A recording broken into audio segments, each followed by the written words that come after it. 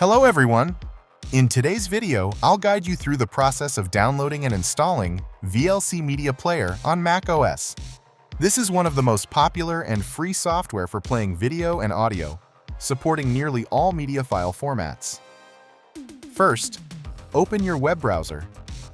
In the search bar, type VLC Media Player or go directly to the official website at videoland.org.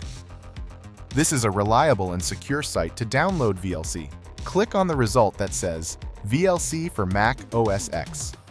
Once you're on the VLC homepage, you'll see a large button labeled Download VLC. Click the arrow next to the button to choose the version that matches your system's configuration, either for Intel chips or Apple Silicon. When the download is complete, open the .dmg file you just downloaded. A new window will appear, showing the VLC Media Player icon. Simply drag this icon into the Applications folder to install the software. After dragging it, you can open Finder, navigate to the Applications folder, and double-click the VLC icon to launch the software. The first time you open VLC, macOS will notify you that this file was downloaded from the internet. Click Open to allow it to run.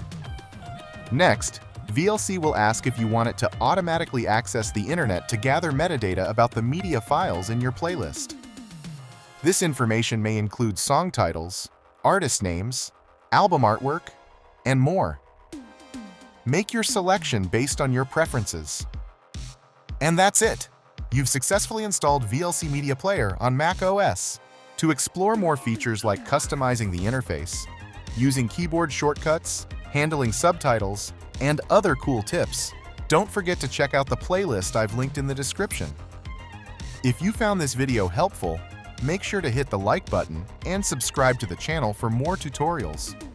Thank you for watching, and I'll see you in the next video.